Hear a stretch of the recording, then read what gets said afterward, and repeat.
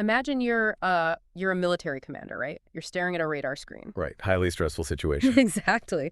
And a target is coming in fast. So to protect your base, you give the order to fire an advanced interceptor missile. You hit the target, the base is safe. Mission accomplished, theoretically. Right. But then you actually sit down and do the math. You realize you just spent like $4 million to destroy a drone that cost your enemy the price of a used Honda Civic. Yeah, which is just a complete mathematical nightmare. It really is. And that is the exact nightmare the U.S. military is waking up to this morning. I mean, we usually picture modern warfare as this, the showcase of exquisite engineering. Billion-dollar stealth jets, impenetrable warships, that kind of thing. And for a long time it was. But we're looking at a landscape right now where those pristine, ultra-expensive platforms are basically being paralyzed by this explosion of cheap, mass-produced drones and, well, artificial intelligence. Yeah, totally paralyzed. It forces a complete rethinking of what power actually means on a modern battlefield. Like, we are literally witnessing the era of traditional localized combat colliding head-on with autonomous technology that scales, way faster than traditional defense budgets can even handle. Welcome to this deep dive. Today we are looking at a really fascinating stack of recent intelligence updates, think tank reports from CSIS, and some eye-opening military research from KSI, that's the China Aerospace Studies Institute. Some really heavy reading, but incredibly important. Oh, absolutely. And our mission today is to trace this collision across the globe. We want to understand how this dynamic is playing out everywhere, from the current U.S. and Iran conflict to the brutal front lines in Ukraine, and ultimately how it's forcing the U.S. and China to completely rewrite the rules of air power in the Pacific. Yeah, the ripple effects are everywhere. Okay, let's unpack this. And I think we should start with the most immediate tactical reality on the board right now, which is the Middle East. Yeah, I mean, the Middle East is serving as the ultimate stress test for this exact problem. Right. The ongoing conflict between the U.S. and Iran is really exposing the immense strain that asymmetric warfare places on traditional resources. Yeah. Like, take Operation Epic Fury, the U.S. air campaign against Iran. Which is currently on a tense pause, right? Exactly, a very tense pause. The latest intelligence updates note the U.S. hasn't actually conducted strikes since July 24th. And that was because President Trump ordered that pause after an Omani delegation arrived in Tehran to negotiate reopening the Strait of Hormuz. Right, so there's diplomatic movement. But a pause from Washington definitely doesn't mean the theater is actually quiet. Oh, not even close. I mean, Iran's proxies are aggressively filling that space. You've got the Houthis blockading Saudi Red Sea oil transits. Yeah, they're not holding back at all. No, they are actively hitting infrastructure in major port cities, like Yanbu and Hodeidah. They're basically trying to physically strangle energy supplies. Which, makes it exponentially more expensive for Saudi Arabia to sustain its own military operations. Right. But it's not just the proxies and the cheap drones causing the headache. The intelligence outlines the specific weapons Iran is fielding itself, particularly these Kheybar Shekan medium-range ballistic missiles. Oh, yeah, those are a massive... But these things are actually slipping past U.S. defenses. They are, and it really comes down to the sheer mechanics of how the missile operates. How so? Well, the Kheybar Shekan utilizes this detachable, warhead-bearing nose cone. Wait, so it actually detaches in midair? Yes. During its terminal phase, so right as it's plunging toward its target, it speeds up to like 6,000 miles per hour. That nose cone physically separates and maneuvers. It adjusts its trajectory. Wow. 6,000 miles an hour in dodging. Exactly. When a threat is coming in that incredibly fast and unpredictably changing its path, traditional intercept algorithms just struggle to calculate the intercept point. So to hit a bullet that is actively dodging, you need incredibly sophisticated defense systems. Right. And that brings us to the shocking data from the CSIS report regarding U.S. stockpiles. This blew my mind. Patriot missile inventories are now under 1,000. Which is dangerously low. And TUA interceptors, which, just for context, are designed specifically for those high-altitude ballistic threats, they are down to around 250. Yeah, 250 for the entire global inventory. So my immediate thought reading this is, if we are running dangerously low, we have the biggest defense budget in the world.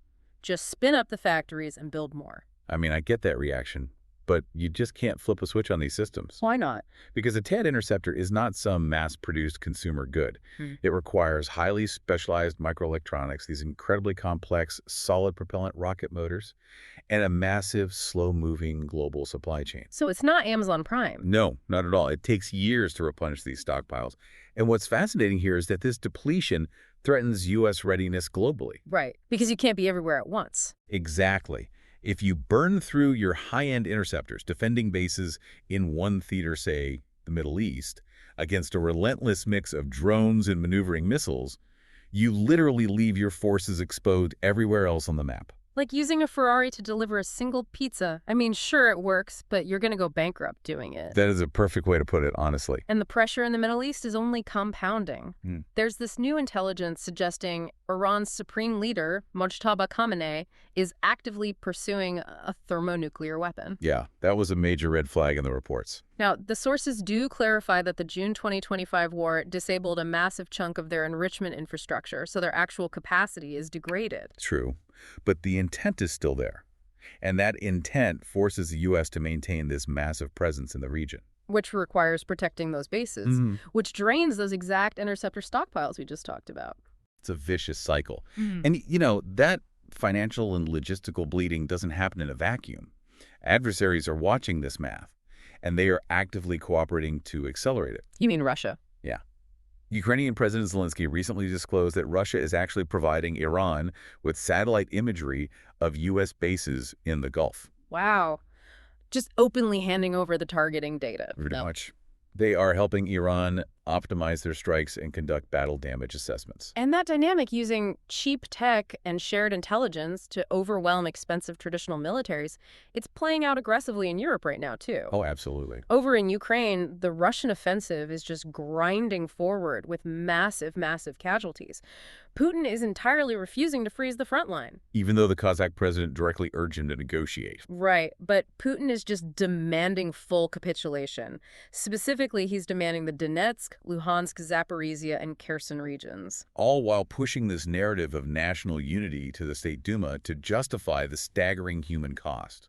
And that cost is so severe that Russia is preparing to receive 30,000 North Korean troops just to sustain their operational tempo. It really highlights how desperate they are for manpower. But the human attrition on the ground is only half the story, really.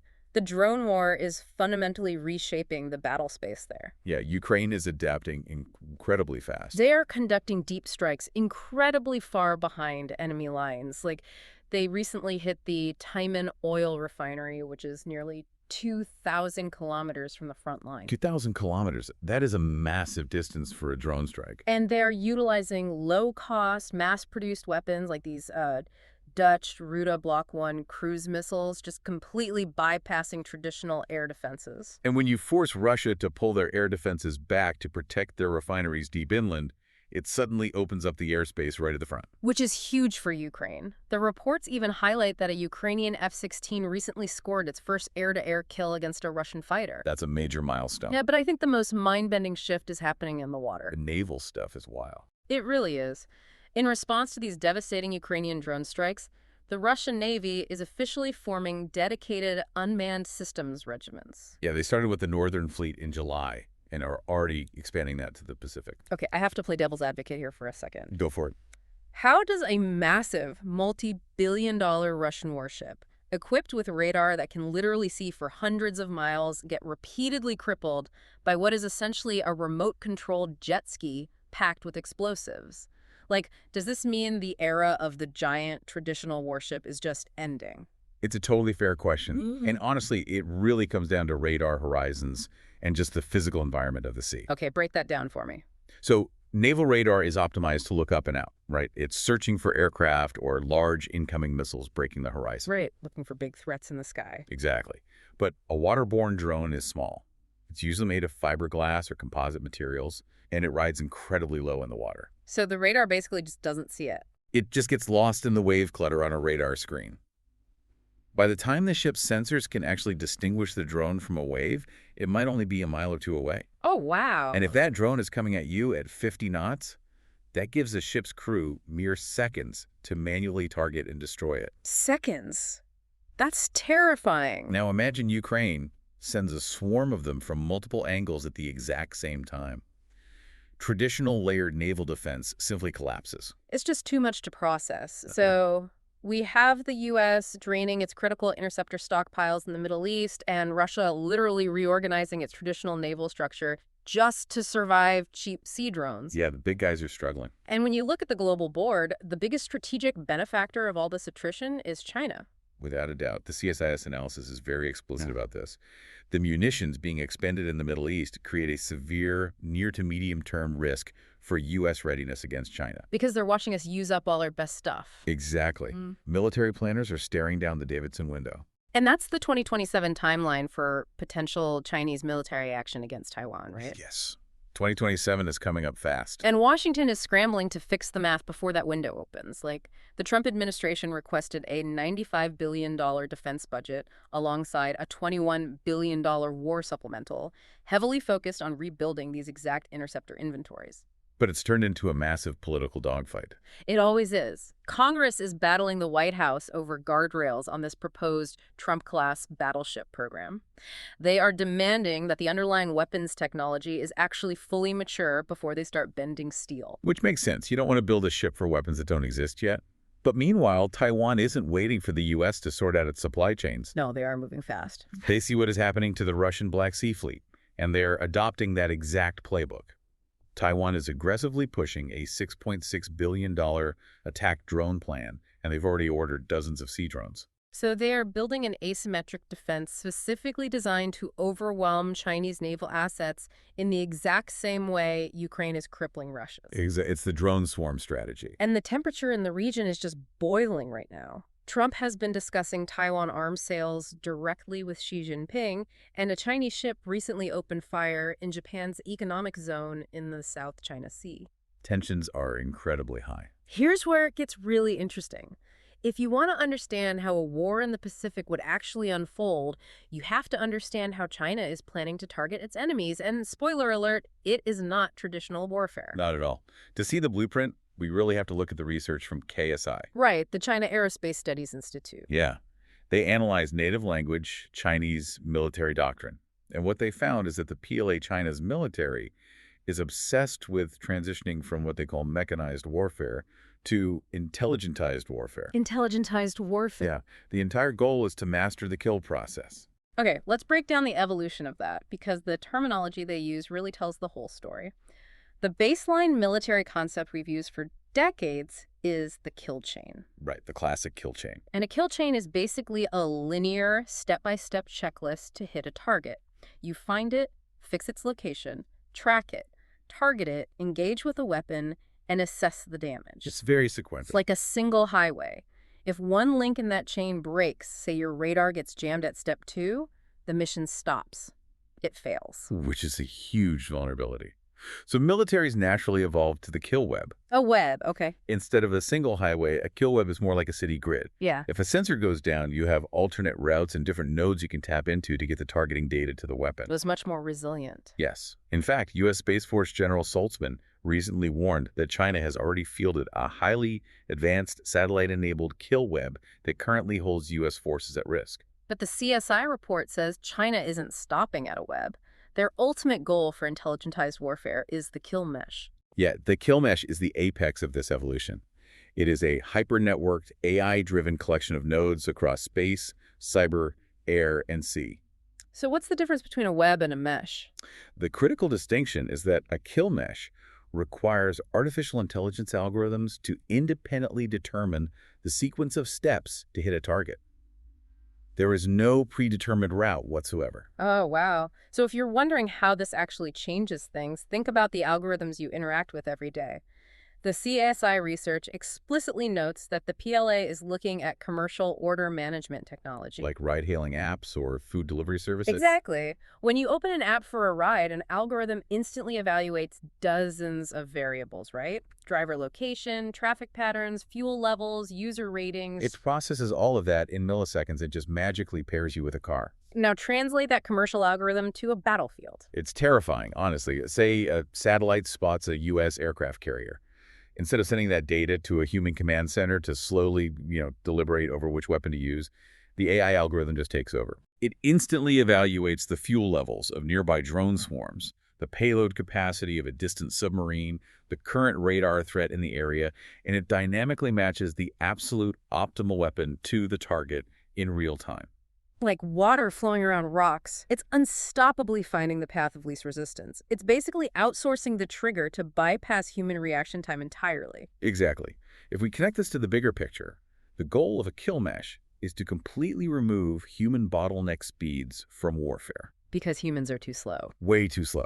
If you have to wait for a human commander to look at a screen, interpret the data, and verbally give an order over a radio, you have already lost. The AI algorithm operates instantly. Which brings us to a massive question.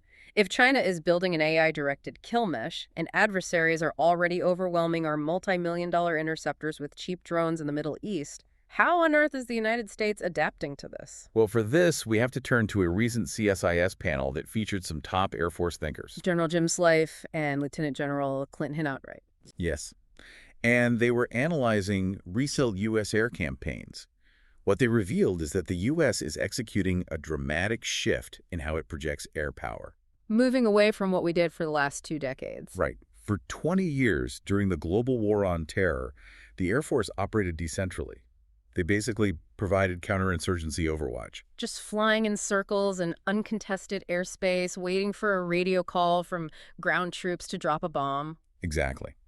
But recent campaigns mark a sharp return to highly centralized, massive, orchestrated strikes in heavily contested environments. And the logistics involved in these recent operations are just staggering. Take Operation Absolute Resolve. Oh, that was a massive undertaking. The U.S. used 150 aircraft to capture Nicolas Maduro in Venezuela in exactly 2.5 hours without losing a single plane. Incredible coordination. Or Operation Midnight Hammer, where B-2 stealth bombers flew all the way from the continental United States, refueled in midair, bypassed early warning systems, struck Iranian nuclear sites in a single night, and flew home. Just a flawless execution of traditional air power. And then Epic Fury, where they hit 13,000 targets in Iran over 6 weeks. So those operations prove that the U.S. can absolutely still pull off exquisite, highly complex engineering feats. But, and this is a huge but, the generals on the panel issued a really stark warning. What was the warning? They said that despite the tactical success of taking out radar sites and missile facilities in Epic Fury, the strategic success is incredibly murky. Why is it murky if they hit all their targets? Because while a billion-dollar B-2 bomber is executing a flawless strike, the adversary is just launching a $500 drone that crashes right into the forward operating base where U.S. support aircraft are parked. Oh, man. So you win the battle in the air, but lose your fleet on the ground. Exactly. It's the readiness gap. Ugh. The panel emphasized that running these massive continuous campaigns just burns out the fleet. You skip scheduled maintenance. Right. You burn through flight hours. And if your billion-dollar jets are grounded for repairs, they're sitting ducks for a cheap drone swarm. Exactly. So the Air Force knows this, and they are developing new tactics to survive. And the main concept right now is blending the exquisite with the attritable. And attritable basically means cheap, expendable technology, right? Stuff you don't mind losing. Yes. The generals detailed this fascinating tactic of hiding highly advanced, expensive munitions inside a literal cloud of cheap one-way attack drones. Okay, wait, so you launch hundreds of low-cost drones at an enemy air defense system simultaneously. Yes. It's essentially a DDoS attack on the enemy's radar system. That is exactly what it is. Just like hackers overwhelm a computer server with too much traffic until it crashes, this drone cloud floods the enemy radar with thousands of potential targets. The processing power of the defense system is completely overwhelmed. They just don't know what to shoot at. And hidden inside that chaotic noise is your high-end precision stealth weapon that just slips through and takes out the target. Wow, that is the precise mechanism. You blind their sensors with sheer volume. But executing these new tactics requires a massive logistical pivot. They call it Agile Combat Employment, or ACE. Right, because you can't just group everything together anymore. Exactly. To survive the 2027 Davidson window against China, the U.S. knows it can no longer just park hundreds of aircraft on giant, fixed super bases in the Pacific. We're just too vulnerable to a Chinese missile barrage. Right. ACE means dispersing forces constantly across smaller, remote dirt airstrips and highways, moving unpredictably so the enemy's kill mesh can't ever lock in on a massive target. It's a complete game of cat and mouse. So what does this all mean? Let's take a step back and look at the massive terrain we just covered today. It's a lot to take in. It really is. Yeah. We started with the harsh math of multi-million-dollar Patriot missiles being depleted in the Middle East. We saw how that vulnerability to cheap tech is forcing Russia to completely reorganize its navy just to survive in the Black Sea. Right, pulling back their traditional fleets. We unpacked China's terrifying concept of a ride-hailing-inspired, AI-driven kill mesh. And we ended with the U.S. attempting to reinvent the air campaign by hiding exquisite weapons inside clouds of expendable drones, all while racing to fix a critical readiness gap before 2027. The defining characteristic of military power has fundamentally shifted. It really is no longer just about who has the most advanced engineering. No, not at all. It is about who can balance those exquisite platforms with massive, cheap, autonomous volume. And this raises an important question, one that really brings all these threads together. What's the question? As both the United States and China race to integrate artificial intelligence into their targeting loops, and as both prepare to deploy vast clouds of autonomous drones, what happens when a U.S. AI system and a Chinese kill mesh clash over the Pacific? Wow. If algorithms are matching weapons to targets and pulling the trigger faster than the human brain can even process the battlefield telemetry, have we created a future where massive global conflicts are fought, escalated, and decided in a matter of seconds, entirely out of human hands? That is the reality we're accelerating toward. It is a chilling concept to leave you with, but an absolutely essential one to ponder as these technologies move off the research pages and onto the actual front lines. Thank you for joining us on this deep dive. We hope this helped you cut through the noise and understand the mechanisms driving the headlines. Keep questioning, keep learning, and stay curious.